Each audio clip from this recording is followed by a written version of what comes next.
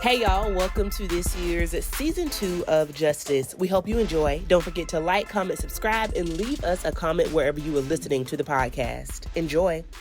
Hey girl. We just had a very sobering conversation before this. And interesting that today's topic is about self-care and connection in the new year. We're going to be checking in on our goals. At the time of us filming this season, it is about mid-March. And so first quarter of the year is almost done. But also first quarter of the erosion of democracy is also almost done, which has been hard. So how are you taking care of yourself? Just a quick check-in about how you feel today, friend.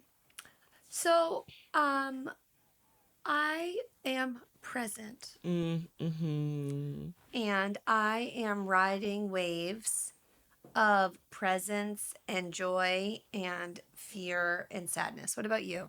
Yeah, I ride waves of a lot of anger, and I just feel like sometimes you got the wrong ones on the right fucking day, right? Like there is a spirit of resistance that especially historically I know that my people rest upon, many obviously communities in this country and across the world, but I can like harken back to people personally in my family and to, you know, big movement figures in my lifetime and beyond that I can think they got the wrong ones on the right motherfucking day. Like we gonna fight back.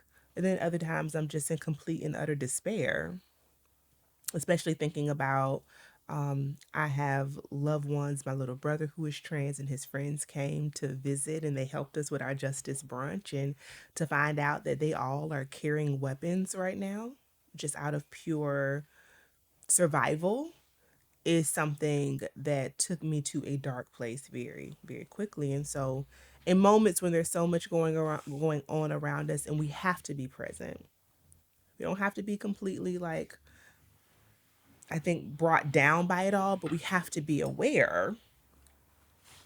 How are we going to press forward? And that's the topic of today's episode. So, how has the new administration just changed the way you take care of yourself day to day, friend? So, it has changed it in a lot of ways, but can I just get back to Oh, sure. um I I don't know if this resonates with you or anyone who's watching or listening, but I am constantly confused. And I don't know if that's a trauma response or it feels like what what is happening and why, and I'm being a little hyperbolic, like why is no one saying anything? You've said that before, but I want to ask you, who is the no one? Like, who would you want to be saying something? Like I wonder why it's not more upfront in major news sources or leaders in Congress or the Senate For or sure. in like very prominent social justice organizations that speak for broad swaths of the population, like Planned Parenthood or the ADL or Black Lives Matter, or I don't know. Like it's also like what I am seeing. I'm sure many of these people are responding. It's just their response isn't being Rising to the top. elevated, and so it's this question of what are the facts. So, yeah, I think that's a really, really good point. I think we also have to recognize that people are afraid. The number of conversations I've been in the past month, a month and a half about nonprofits fearing for their funding, scrubbing their websites, trying to figure out how forward to be and how much to pull back. All of these organizations are having the same exact internal dialogue, I'm sure. I mean, we just talked yesterday with our producer about how the administration is coming after big law firms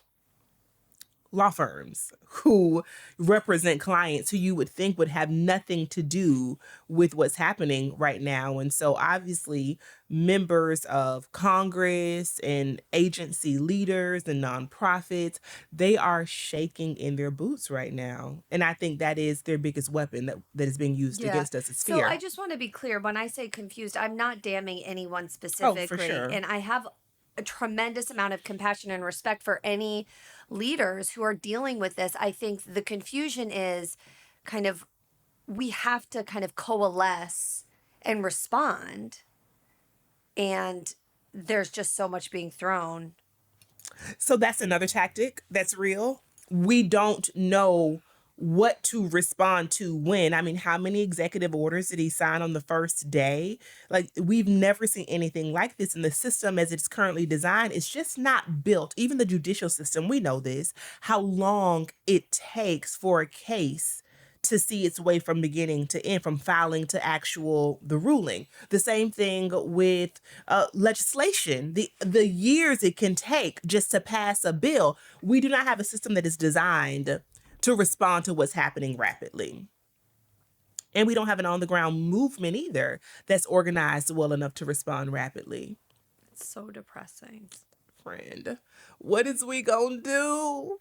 What is we gonna do? So again, how are you taking care of yourself right now? You mentioned it on the last episode. You've been down at the sauna, girl. I'm using heat. You're fighting fire with fire. And cold plunging. Intermittently. I did 3 minutes. That's insane, Margo. I did 2 minutes and 1 minute, but my friend Shelly did 7 minutes. I'm not doing that shit.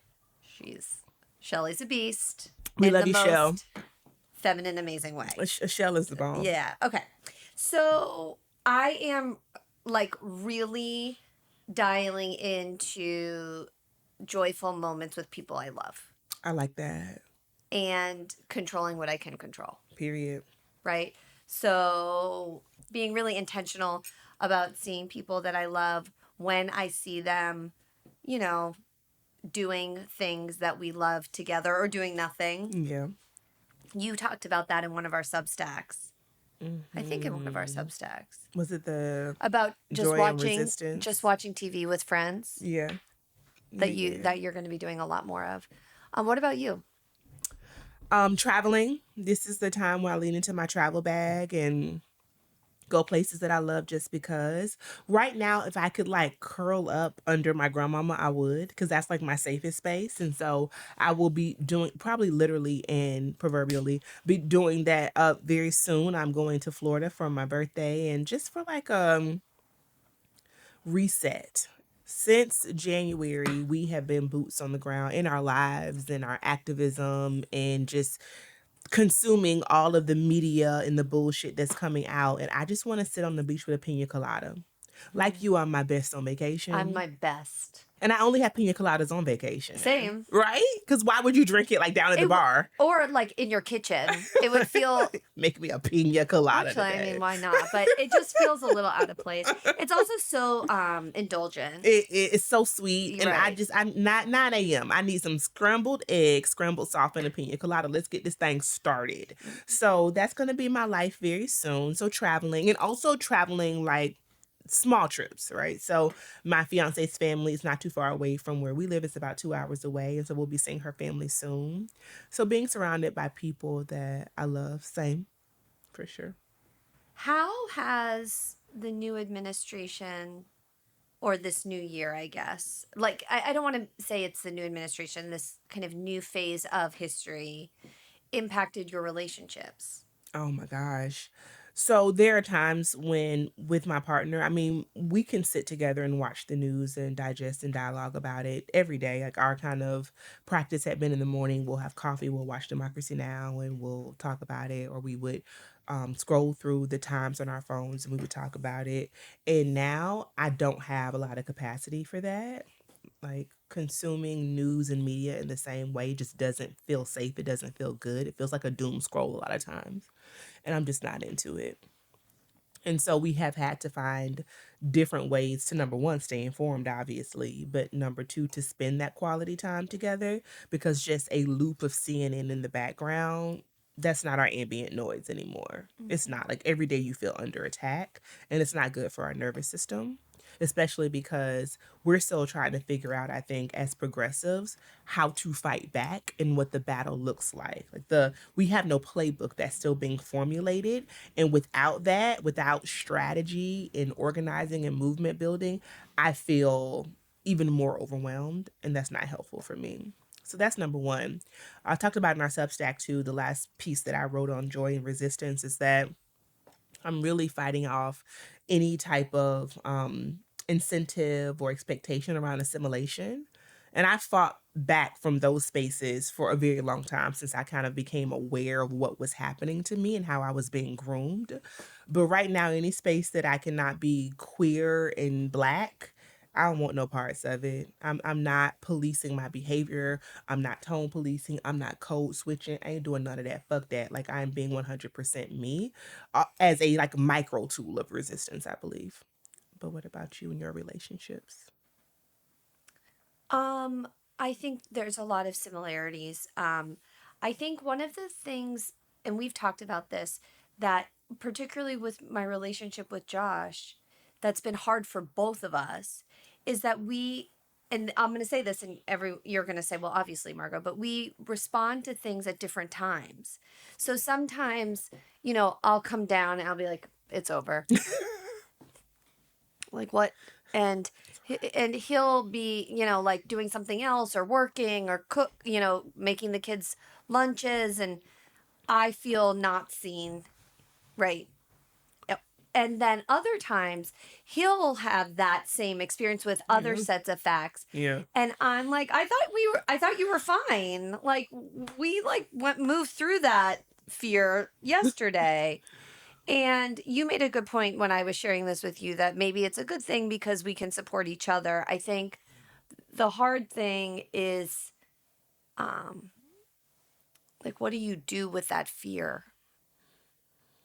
Yeah. And how, the fear, and then you've got to make lunch. Oh, talk about it. So, one of your dear friends, who's I would say now a friend of mine who I love so much, Joe, shared with me this meme a couple weeks ago about parenting in 2025. And it's like, the world is ending. Like, what? Why is the slide not working at the playground? Like that. I don't know. It was something funny like that. Like the amount of kind of big and small that you have to Worry about at hold. the same Like, damn time. and that's been hard. I wonder what our elders think about this, because my grandma often reminds me that we've been here before. And so I know we don't have a lot of people in our lives who lived through racial uprisings and upheaval in this country, specifically around the 60s. But I mean, if we have people in our audience who either were young people or were parents at that time, sound off down below. I mean, it's not as if our society hasn't faced mass reorganization and upheaval before. Yeah.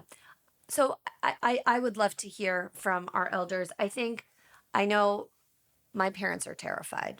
Because of that time. Well, they're experiencing this as way worse. Mm-hmm. Because of, I mean, obviously there was a lot of fear and danger and uprisings in the 60s. Um, I think particularly for my dad, who's a child of refugees, who escaped the Holocaust, the blatant anti-Semitism is new. Mm-hmm. Um, Mm-hmm. maybe it's not new, but the kind of overt. Absolutely. I think in your dad's lifetime in this country, absolutely. So I think they personally haven't experienced this. Mm-hmm. So Yeah. they're very fearful. So that's so interesting because making the point about the blatant anti-Semitism, I think the blatant racism Is not new. And so my grandmother Right. It's like and we've my been here. grandfather was like, We've been here before. Right. She's like, save your money, drink some water, grease your scalp, mind your business, call me tomorrow, I love you. Which is not always actually very helpful because it feels kind of, I don't want to say, Minimizing. yeah, right. And I understand that in her response is an element of just put your nose down and survive, but it's also the way that we've been so downtrodden by systems that we have become complacent. Not complacent. I don't want to use that word to describe my grandmother, but we have just accepted the fate, right? And I think it was Malcolm X who said something to the degree that we can't resign ourselves. Resign. I think that's the to word. What we're experiencing. Right. And we all can fight back in our own ways. Yeah. I think the other thing that I've noticed is, and I imagine that I am not alone here, is that I'm really on edge. Mm-hmm. And can move through like highs and lows much quicker than I normally could. Yeah. And I go to a fear place really quickly. And so I shared on the Substack, like I had this like objectively weird thing happen with an Uber a couple weeks ago. It was really early in the morning, and I got in an Uber to go to the airport to go to Baltimore. And the Uber driver, it was the right car because I always check. But once we were on our way, it was very clear that the driver was a different person. And I think normally I'd be like, that's weird. Yeah. And kind of, I don't know what I would do normally, I guess. I think you would maybe say, like, that's weird and just go back to Yeah. whatever. And like, I immediately went to this place where like, he's going to rape and kill me. Oh, Lord Jesus. And it's over. And the no one's going to believe that this happened. And there's going to be no, like, I go to this place. Dark very quickly. Right. Which I know a lot, particularly about SA and DV, and I know like, so that's part of it, but it's also, I go catastrophic pretty quickly. And that's been unpleasant. Right? To say the least. I think I was experiencing some like negative self-talk around my capabilities and like just being able to navigate day to day. And I had been sick and I just mentally was not feeling my best. And although I was not consciously thinking about socio-political issues, I think it was manifesting as a critique of myself. Oh, that has definitely happened to me. And so I want to like lift that up for folks, that this may be showing up in ways for you that you have not connected yet. Right, because we feel out of control. So I've actually talked a lot about this in therapy, right? Like we feel out of control because all of this stuff is swirling. And what is one of the things that our brains have done in the past when we feel out of control? We like are hard on ourselves. Yeah, you try to control everything around you. Right, so whether that's your environment or your self-presentation or your work product or what your loved ones are doing, right? I have definitely noticed that as well. So how do we find a balance? I think this is going to be an ongoing conversation for us. And obviously, we also hope you all, chime in on this as well. But what are the tools right now that are at our disposal? Yeah, so we do have a lot of tools at our disposal. Obviously, they're not all going to work the same for everyone, but there was a recent article in The Cut, which you and I both love, about and it was somewhat facetious, but it really resonated with me, right?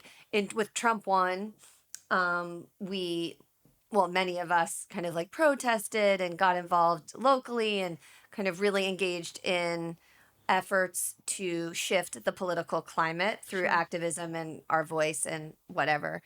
And with Trump too, there's this opportunity and default to getting in really good shape.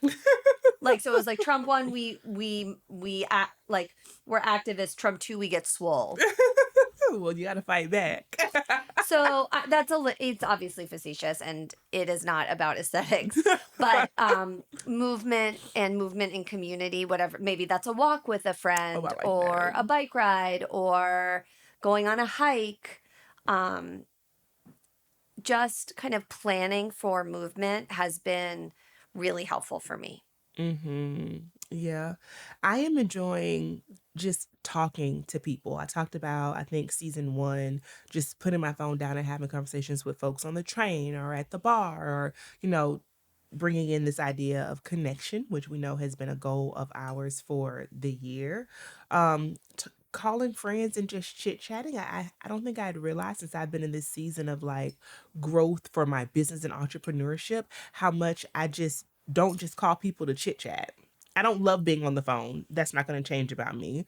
But as a source of connection, I understand and I welcome the need for more of that right now and how important it is for building community. Yeah. Everybody's busy. Right. I don't like talking on the phone either. And so for those of us who don't like talking on the phone, kind of planning for in-person or IRL meetups has also been really helpful. Either like a coffee date or a lunch or even a Zoom with a friend can be very comforting. I love your goal of saying that you want to make that a habit at least weekly, like coffee with a friend weekly. I don't have a lot of, unfortunately, my closest friends in the DMV, but I do have some. Do. Yeah. And I feel like So one, I feel like meals are okay, so this is where my cheapness comes in. Meals are so expensive these days. No, I love going out to dinner, but I think that or lunch or breakfast or whatever. I think, we're busy and doing a full meal with someone who maybe you don't want to have a full meal with, or maybe like you don't know their financial situation. You This don't, is fair. Yeah. you don't know, like, it's just, for me, it has been a much lower threshold and easier to kind of, so I have one friend, Micah, who you met last night, Mm-hmm. who she and I meet up for dinner like once a month, and that's our thing, and it's wonderful I because love we that. actually meet in Newton because Okay. it's halfway between. So we, usually on a Sunday evening, which is really fun. So because Sundays are kind of scary, Kind of feel like you have the gloomies on a Yeah, Sunday. and it's nice to get out of the house and whatever. So that's nice, but meeting for coffee or a tea or Yes. it doesn't have to be a big thing. No, no, no, no, no. And I think this is a time when we just got to stop. Like, we've just got to slow down. We've got to check in with one another. We've got to step outside of the daily grind. We've got to be present, going back to the word earlier today. These are tools of activism, I promise you. Because the more we bury our heads in the sand, the more we just doom scroll, the more paralyzed we are.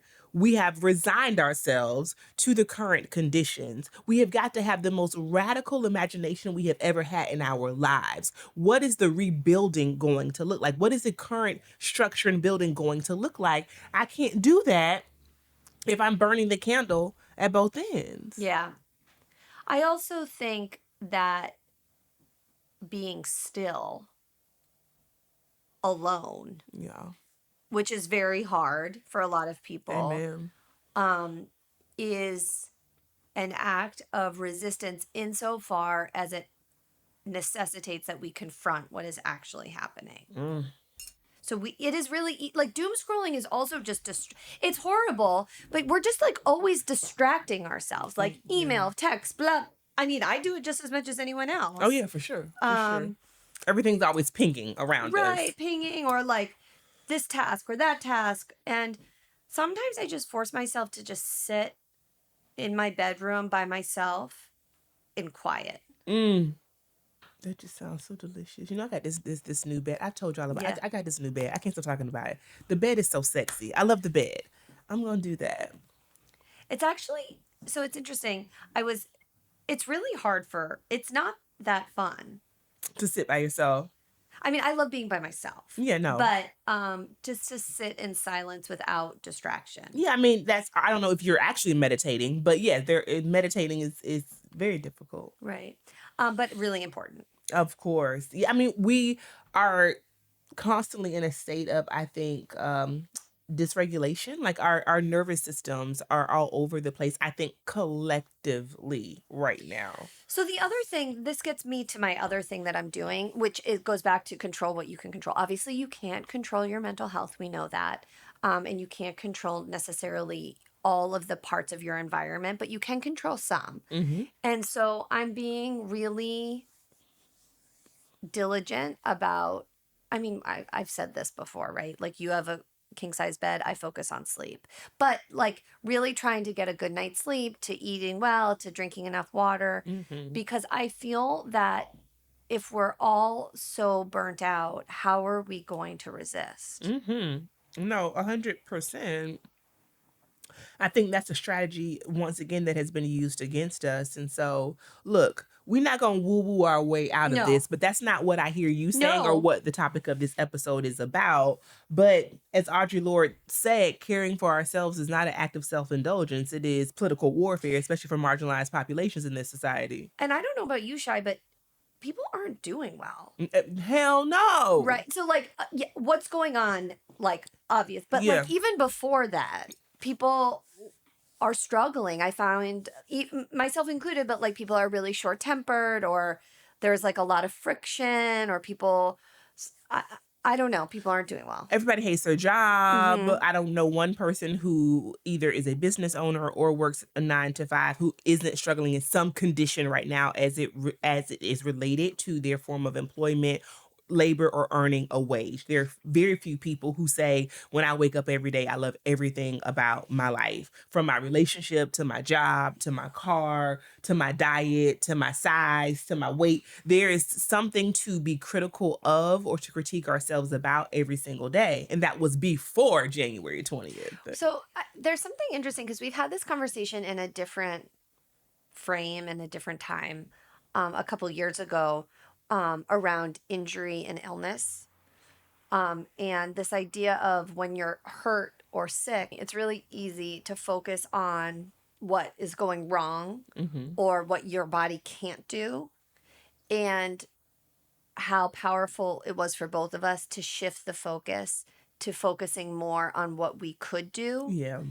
and what our bodies allowed us to do. So I talked a little bit about at one of our live events about this back injury that I got, and I was away by myself, and I was like hobbling around. I really couldn't walk that much, and I certainly couldn't. It was a yoga retreat, and I certainly couldn't do much yoga, but I could do some. Yeah. And I kept trying just to say, instead of being like, oh, I used to be able to do this pose, or I used to be able to move my body this way.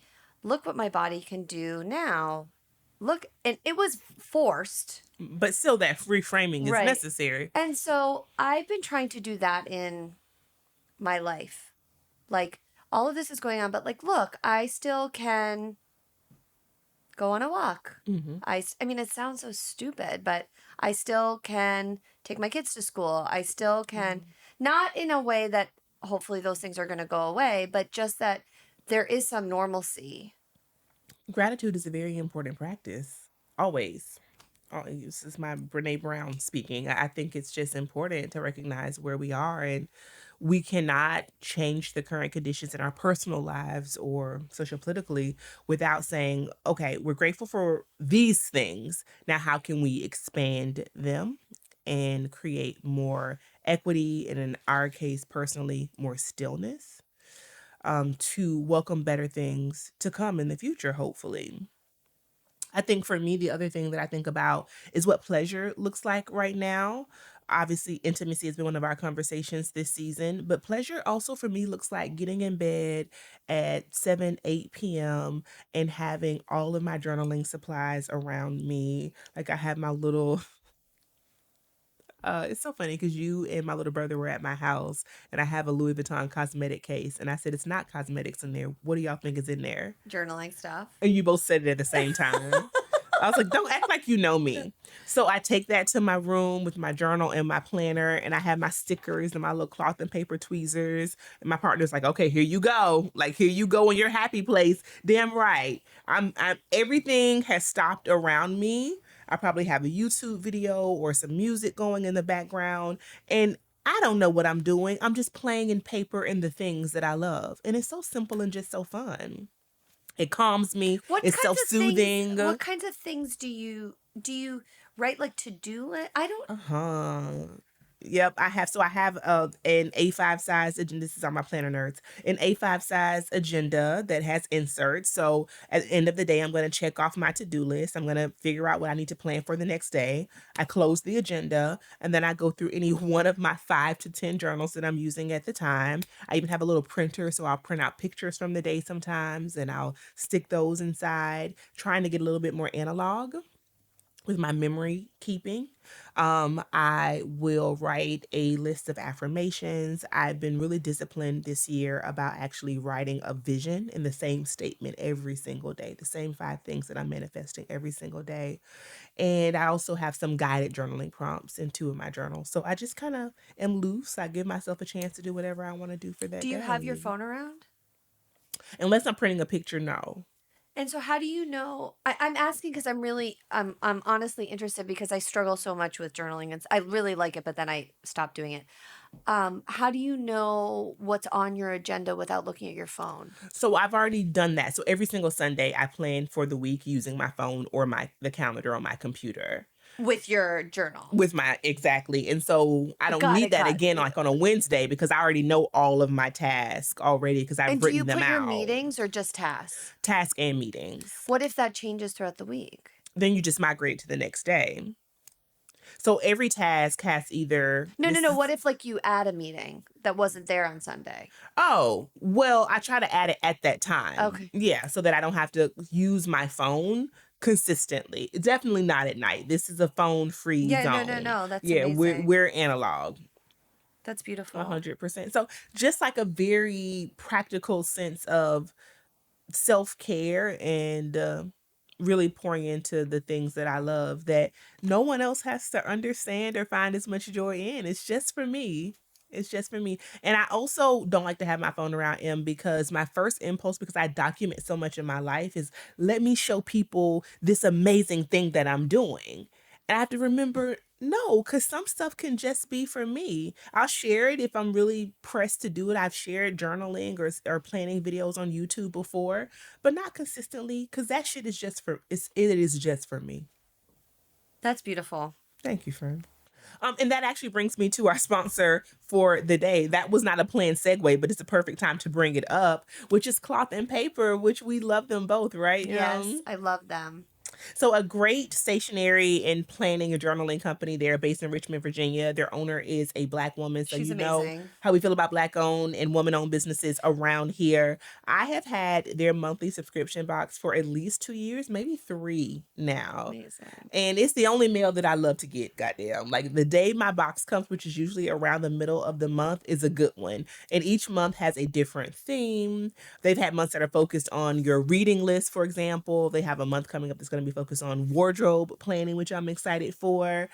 They've had months that are focused on archiving or goal planning. And so you get kind of a bit of a push into this world if you are not as settled or not as confident. You definitely have guidance with the monthly subscription box. And so we highly recommend it. Check them out. If not for yourself, I think it also makes perfect gifts. I've given you the Yeah. agendas before. And I've gifted friends the 3-month subscription. You can also do 3, 6, or 12-month subscription, Yes. which I think is so awesome. And they also have, I don't know if it's virtual now or you schedule a call, but they can do Yep. consulting about like what size you should get and what inserts you should get. It's really great. And I just eat up all of their content, their YouTube content, their social media content, the aesthetics. It's sleek, it's efficient, it's minimal. It's my jam, and we think you'll love it too. So check out Cloth and Paper. We will link them down below. Make sure you use our code and tell them that we sent you.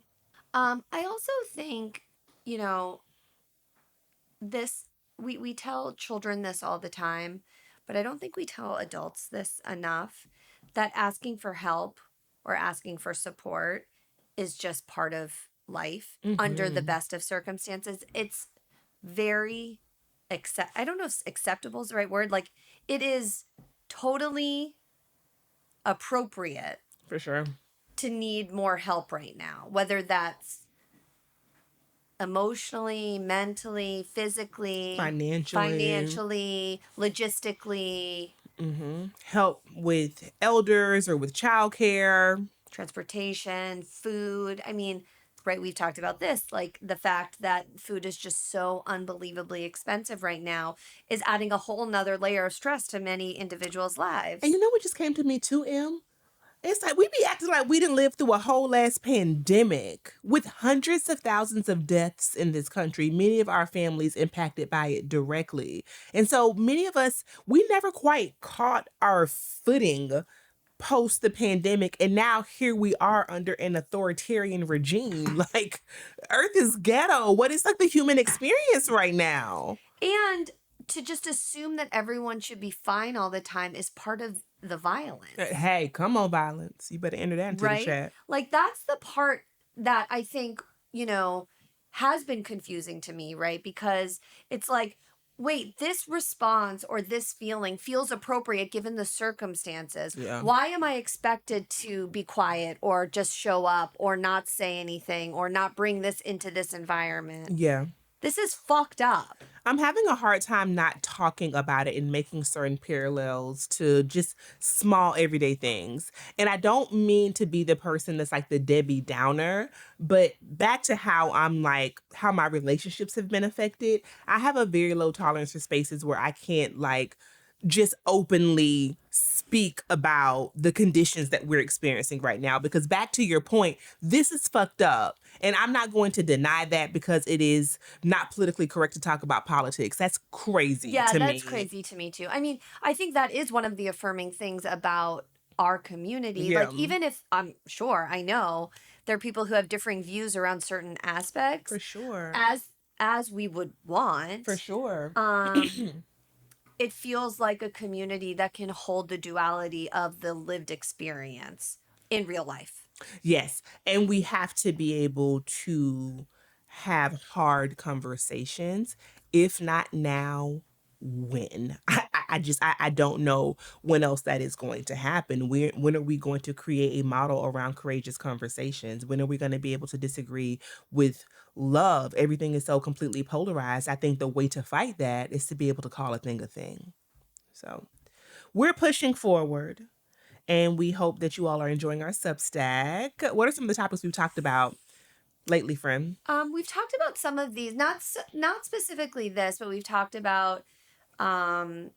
You did a great one about like failing your New Year's resolutions and how you've responded to that. But it was tongue in cheek about rest as a form of resistance. We've done a few. We do one a month with things we're reading and watching. That's one of my Links. favorites. It's one of my favorites too.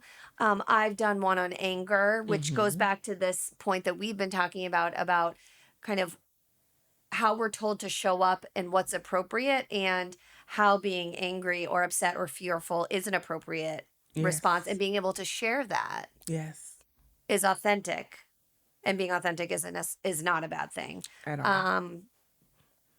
I think, what else have we written about? You're going to write about more lifestyle stuff. I've written about some wellness goals that I Which have. is so helpful.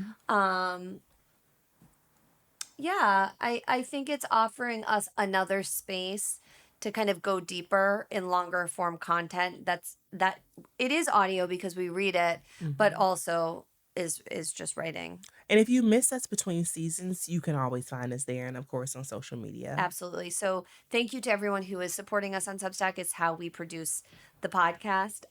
And please look forward to more stuff coming out every Sunday. Absolutely. Final words on connection. I have a question for you. How would you rate your goal progress on your word of the year thus far?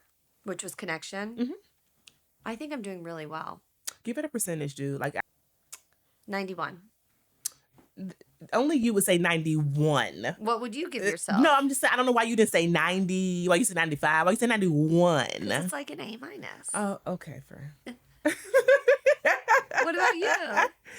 I would say an 85. I would say a B plus. That's not a B plus. That's a B. Well, shit, what's a B plus? A 90? 87. Oh, so this is the academician coming out of you. I didn't know what it was. Okay, 87. 88, 89. Okay, I'm giving myself an 87.5. Okay. Okay, there's lots of room to grow, but there's also lots of progress that has been made. And as you would say, in the verticals of connection, you've gone really deep in some of your... Oh, I love that. In my relationship, I have gone... Yeah, you've... a lot deeper, and especially like starting to enjoy wedding planning, which is a big, I think, difference for our audience, because you know how I was struggling, and so I'm starting to get excited about that and to lean into all the joy that is to come. I think that's amazing. I also think not allowing the darkness to overshadow this period of lightness in your life. Yeah. I know it's hard. It is. And especially when you feel like your relationship particularly is being under attack. Because it is. Because I think being authentic about that too, right? Yeah. That it is much more dangerous for you now to be in a same-sex relationship with a Black woman, as a Black woman. And as a Black woman who is masculine presenting, I mean, it's often places that I might want to go with my feminine privilege, and she's like, no, we ain't going there. Or you can go, I ain't going. Like, I'm not having that experience because the protections were already very precarious, and now they're absolutely gone. So there are parts of the country and the world that are just locked away until something changes. Yeah, it's just on this point. I was having actually with Shelly this conversation about kind of thinking about safe spaces differently now, which again, that's a privilege, right? Mm-hmm. But just one, for example, I want, we had talked about taking our kids at some point to Disney World, and my little one has never been. And I was thinking, huh, one, I don't really want Florida to get my money. That's part of it. But also, one of my children um, kind of presents as gender fluid. I Mm-hmm. don't know. Like, Mm-hmm. doesn't, I mean, she identifies as a girl completely, but she has short hair and she's wears kind of like gender neutral clothing. Yep. Um, a little even less now than she used to, but I was like, I wonder if she would be safe. Mm-hmm. That's a real ass And question. the privilege of not having to fear that in our community here Yeah. is such a blessing, but kind of thinking about spaces kind of from the lens of protection in a physical sense feels different now. 100%. I was talking to some friends about this recently. We're blessed to be in an area that is very racially diverse. And if we wanted to, there are many communities that are pretty homogenous, specifically around like PG County. And so we could live in an all black neighborhood, be able to go to the barbershop and, have all of these businesses that we need, hair care products, all these things at our disposal from people who look like us, which is a tremendous privilege for many people in this country who are part of the minority population. But those spaces are not always the most queer friendly. Mm. So then you give that up only to go to the place that is predominantly white, and they're not the most black friendly. And so you're sitting here with 6 in one hand and half a dozen in the other, and you're never quite made whole. You never quite feel like you have a place that is your own, that feels particularly safe because of your identity and who you are. But maybe that's just my wokeness talking. It's my reverse racism Wait, talking, Margo. okay. Wait, what does woke stand for now? Whatever offends Klansmen easily. And sing. Thank you all for tuning in. Sound off below. Let us know how you are taking care of yourself, how your goals are doing for the new year, and we will see you good people next time. Thanks for listening to Justice. We hope you enjoyed this episode. If you'd like to learn more about our podcast, be sure to check us out on our website at justicepodcast.com. You can also reach out to us there if you want to be featured on the show, or if you have a business or a product that you think would be a good fit for our audience. Thanks again for listening.